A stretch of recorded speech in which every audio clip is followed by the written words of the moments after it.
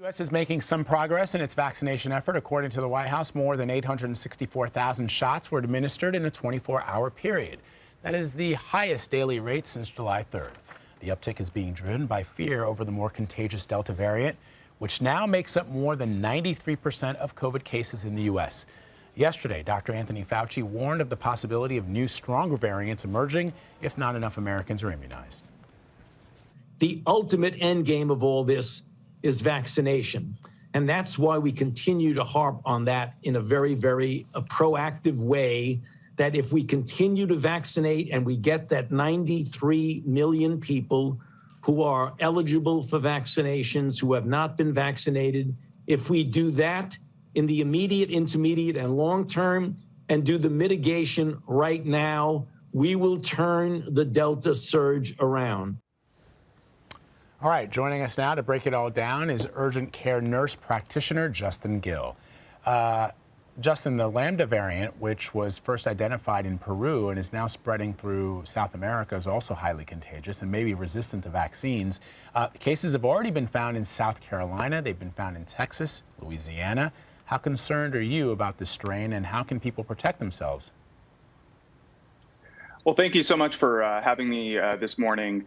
I would share some of your concern when you're talking about the Lambda variant. Like other variants that we're starting to see become more prevalent in other areas of the world, the Lambda variant is one where some recent studies have shown that there is at least partial or some significant resistance to some of the immunity that's created by the vaccines. But I want to make sure I'm careful in talking about this, because resistance to the vaccine specifically does not necessarily mean that the vaccine does not necessarily have benefit. The vaccinations, like we've seen with other variants, may not be as effective as the initial studies that were put out, but we still know that they are very effective in reducing severe disease and hospitalization. That doesn't mean that we can't keep our eyes on other variants that are going on, but it highlights the need that the rest of the world exists outside of the United States, and there's other variants that are circulating, and there's other countries that are struggling with vaccination. So we have to look at this as a global issue and getting more people vaccinated, so that way we can minimize the spread of future variants. So we're seeing more and more children testing positive for COVID. I suppose it shouldn't be surprising. Under the age of 12, they're not eligible for the vaccine. Some kids are in camp. Some kids have already started school, so they're going to be in close quarters with other children. In Seattle, doctors are reporting seeing not just more cases, though, in kids, but also more severe illness as well. I'm wondering what you're seeing, and do you think this is connected to the prevalence of the Delta variant? Yes, I think that's a great question, because kids, specifically under the age of 12, are a group that currently in the United States we cannot vaccinate, although that may change soon this winter and early fall. Yes, we are seeing children that are testing positive in their homes. For the most part, children are not as susceptible to severe disease as adults. But anytime you have an illness where you have a higher viral load, higher number of cases, you can see more numbers of more severe cases that lead to hospitalization. Kids are not necessarily, completely protected from COVID-19. We have seen cases where kids have been admitted to the hospital. With Delta variant, we are seeing some younger people, even vaccinated and unvaccinated, testing positive. But the vast majority of cases that do get hospitalized tend to be vaccinated or unvaccinated individuals. In the hospitals that you had mentioned here in Seattle, many of the people that are admitted to the hospital at Seattle Children's, as mentioned by multiple articles here, is the unvaccinated people over the age of 12 and unvaccinated people under the age of 12. Once we do get some kind of progress on getting the vaccine approved for children under 12, that's going to be a major step in reducing the number of those severe and hospitalized cases.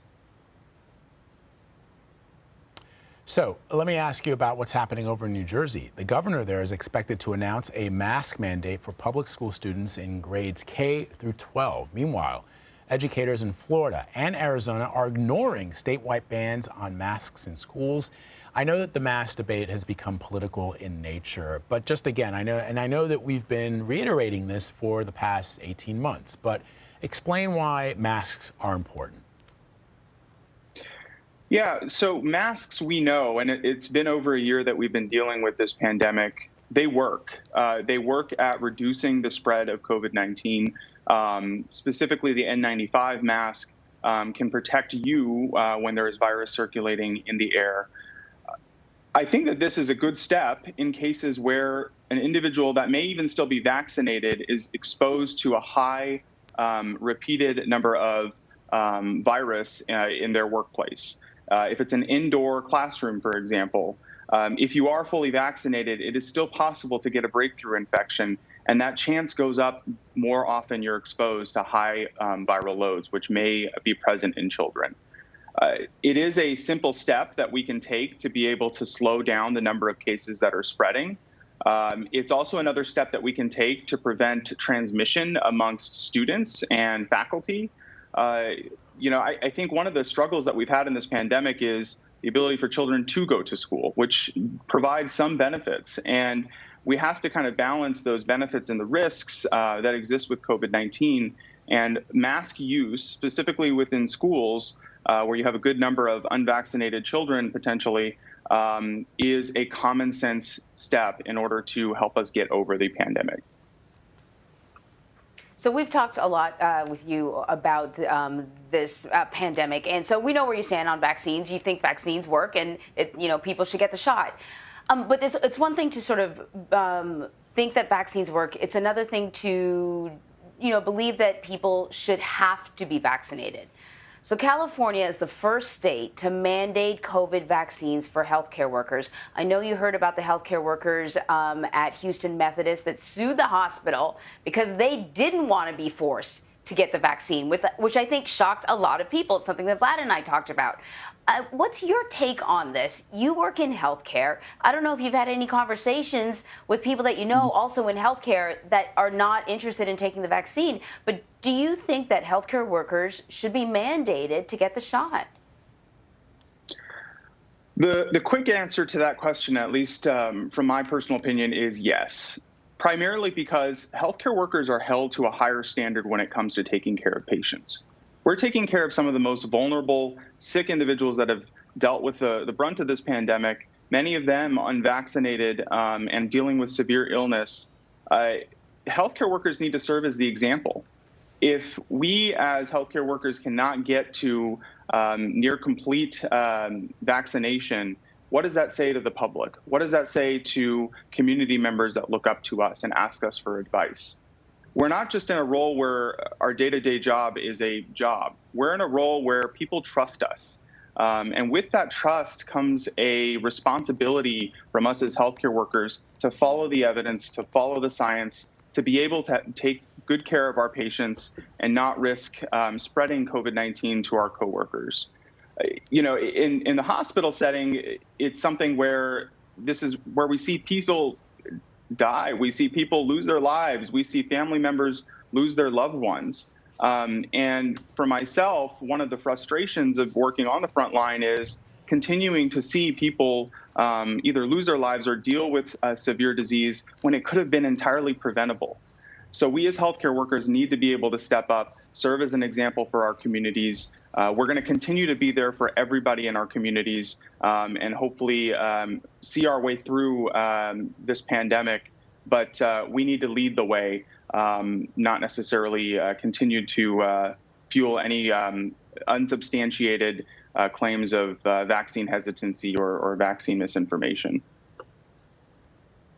Yeah, we've seen sort of polls that indicate that if people can just talk to healthcare professionals that they know and trust, they will be more convinced that that the vaccine is effective, more convinced than watching, famous people get stuck with a needle on television. You guys can really make the difference. Justin Gill, thank you so much. Thank you.